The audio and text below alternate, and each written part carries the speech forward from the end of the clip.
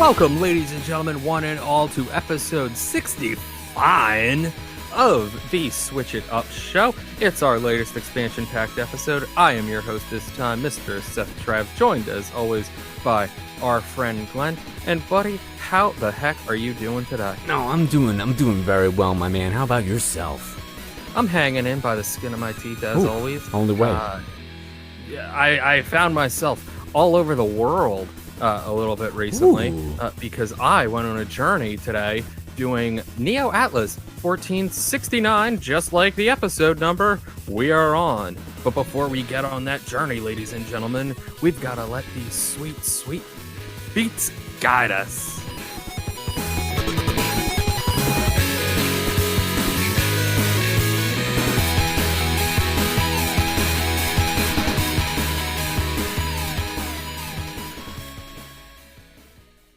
Every transition can't be a winner, like Anamanaguchi's Sweet Sweet Beach. Beach. Ugh, I've got the beach on my mind because I went around the world in Neo Atlas 1469, and it costs $14.99, and you get 250 gold coins when you buy it digitally. Yo, shut up. This game's only $14? $49.99. Oh. Did I? I thought, no, I could have misheard you. I think you said $14.99. I was like, whoa. $14.69 is the title. $14.99 is the price. $49.99 is the price. $49.99. Okay. And that is a bit steep, if I do say so myself. But ladies and gentlemen, here we go. We shall make our very own world map. Approve or disapprove? The choice means everything in this new world exploration simulation. It is 15th century Europe, at the height of Age of Discovery, back when the very shape of the world was still unclear and believed to be flat. Flat Earth confirmed.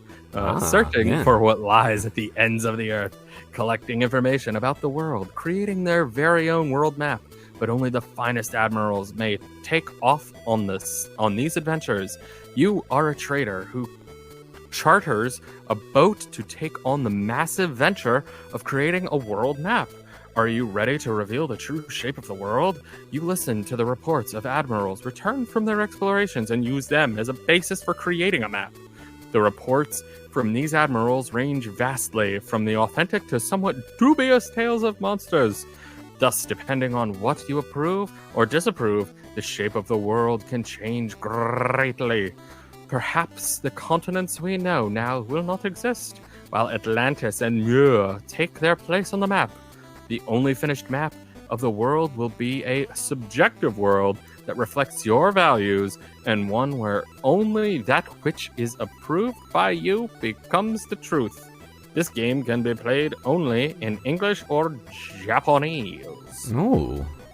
Again, it's from our friends over at NIS America and Studio Art Dink. I found out that it is actually a port over of a game that I believe was on Steam back in the early 2000s and perhaps PS2. And it kind of shows. But that being said, the game is very addictive and fun. Think of it sort of like a Civ or, Sid Meier's Civilization, except that you are specifically piloting around these ships, not necessarily piloting yourself. You really just send things off and manage them with different admirals. As you play around, you'll get more admirals. Most of the game is really based around how much money you have from trading, which is going to be the bulk of where you're getting your money. And you trade by finding different items, different wonders, things like that around the world. Rumors as well. You can trade on some rumors, which I think is fun. You're going to wind up spending a lot of your time trying to make sure that your company doesn't go bankrupt because of how many admirals you have out there. Different admirals can give you different, I want to say it's like lengths of time or distance that they can travel away from your home base. Leagues, perhaps, that might be under the sea. It's a distance of measurement, I believe, right? Leagues, yes. 20,000 leagues under the sea. How many leagues they can travel on the sea. You get a lot of different missions that pop up, at least that focus on the main story, and then all kinds of side stuff based on what you find, where you go, how deep you explore into the world. And it can be really cool and enjoyable. I found a panda. One of the missions is you got to go out and find the panda bear, and they make this big to-do about like a black and white bear animal. What could possibly... That doesn't exist, but then you find it. Panda bear. It's cool little stuff. It's cool to like go find the Sphinx, things like that, Stonehenge. They're all there, the big hits of the world. And you do gradually build this map. It's interesting because there are tons of Krakens in the world, it would seem. Tons and tons of Krakens, which is cool.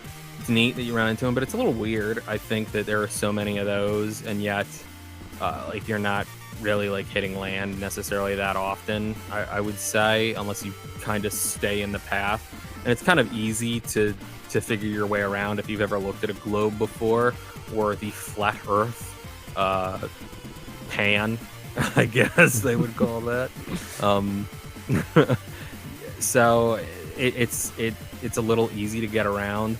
I finished out the story, I want to say, relatively quickly, but it seemed like there really wasn't an end to the game. I know I didn't hit it, and I put, I believe, a good 40 hours in, so a full work week on this one. I was doing cartographying, cartographed. Cartography? Cartography is the act. It's the science, I believe. But what is it when you're actually doing it? Cartographing? Maybe you're practicing the art of cartography. Yeah, that could be it. The storyline's kind of neat and kind of fun, but it was just I don't know. I feel like I wanted a definitive end to it, where it would have been like, oh, cool, okay, cool. Now it's 1470. The world is discovered. Here you are. But like I said, it really didn't seem like there was an end, because more and more missions just kept popping up, and they were all like side things, which is cool. Overall, the music is actually pretty good. Graphically, it's a little lax. Like I said, it shows that it's a port, and you can definitely kind of feel that in a lot of spots. But it's kitsch enough, and really brings you in. Like, if you love Civ at all, you're gonna love this. I think that $50 is a little bit steep, though, just because there's not necessarily that much more to do besides managing these fleets of ships and captains. But it's a pretty good game. It is a pretty good game. I'm gonna give Neo Atlas 1469 a 4 out of 5. Ooh, my man, I feel like that's pretty high praise. That goes beyond being pretty good. Pretty good. It's pretty good. Pretty good. Well, keeping with that, good type of vibes, let's go ahead and start talking about Gunman Clive, sir. Because as you were, as you were kicking around the sand, over on some islands during your cartography, I was, kind of knee deep in the desert with the Gunman Clive HD collection. Now, Mr. Trav, when I tell you that you are going to get a collection of games, we'll say 2 in this instance, how much money do you expect to spend on average? Well, because it's the HD collection of 1 and 2, I would probably say $30. Oh, my man, try like a tenth of that price. The Gunman Clive HD collection is only $3.99 on the Nintendo eShop, and I won't even stop there, Mr. Trav, because you get 20 gold coins when you purchase it, so they're gonna toss you back a couple of doubloons, or whatever pirate gold term you want to use there. Let me go ahead. Yeah, right. I thought that was pretty good. Let me go ahead and hit you with a little bit of the synopsis. The Nintendo 3DS indie hits Gunman Clive 1 and 2 are finally coming to the Nintendo Switch in one complete package. In the year of 18XX, the West is overrun by thugs thugs and outlaws. A group of bandits have kidnapped Mayor Johnson's daughter and are spreading havoc across the land. Gunman Clive must rescue the girl and bring order to the west, then finish the fight in Gunman Clive 2. His battle against the bandits takes him all around the world and beyond. Jump and shoot your way across the diverse, challenging levels and fight massive bosses. Gunman Clive is an old-school, side-scrolling action platform game set in the Old West. Bring out your inner cowboy and get ready for some real gunslinger action. My man, I originally played this game on the Nintendo, not 1, but 2 DS, and I kind of bought it on a whim, the first experience that I had with it, and I wasn't really sure what I was expecting. I thought the graphics looked cool, and I think on the Nintendo 3DS, when this game first came out, I think it was a cool $1.99. Like, it was super cheap, and I was like, yo, this game looks fun, and it's and it's not gonna break the bank. Like, I feel like I gotta give this a whirl, as Kevin McAllister would say. And let me tell you, I am certainly not disappointed by this game at all. They say it is a kind of old school side-scrolling action type game, and that's exactly what you're getting with Gunman Clive. First of all, you're going through the desert in this really kind of I don't know, maybe like drawn on like the color of legal paper like background with all different general stores and saloons and old west type things in the background. For the most part, you do go throughout the world and even almost like back through time in some stages, but I really love the art style on this, just that kind of like sketch pad type thing that you have going on. And normally sometimes that stuff can look a little bit cheesy, but you can definitely tell that the artists who worked on this game like it was a labor of love for them, because everything looks so good and so detailed. It's simple, like, while being detailed at the same time. I feel like it's like like that old saying where it's like easy to pick up but difficult to master. Like it looks everything in this game looks really, really good, despite being more of like a minimal type style. And like I said, not normally a fan of like the hand-drawn type animation style, but it looks really, really good here, for sure. And I feel like one other area that this game shines in is that its controls are spot on. Some of the things that can be the most frustrating when it comes to a platforming game is when you're just trying to do a simple jump and there's some type of delay or lag, or it's too sensitive, or if you turn it takes forever, or it's way too over the top. In this, everything just feels nice and tight. The controls are perfect, and everything kind of just behaves in the way that you expect it to.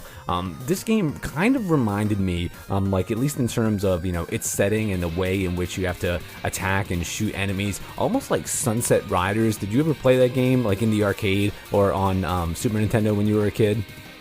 I did, maybe, actually. Yeah. I feel like I did. I see you over there scrolling through the gram. Go ahead and pull up Sunset Riders when you get a chance, and take a look at the screenshot and see if you if it happens to ring a bell with you, because this game kind of felt like that. There are different types of power-ups and weapons that you can get, much like in Sunset Riders, how your cowboy had different type of things that he can kind of arm himself with as he's going throughout the level. And it is a side-scrolling game, so you are kind of working your way to the right side of the screen in order to get to the level and fight the different bosses. The settings in this game, they vary anywhere from going through your old regular western type of town.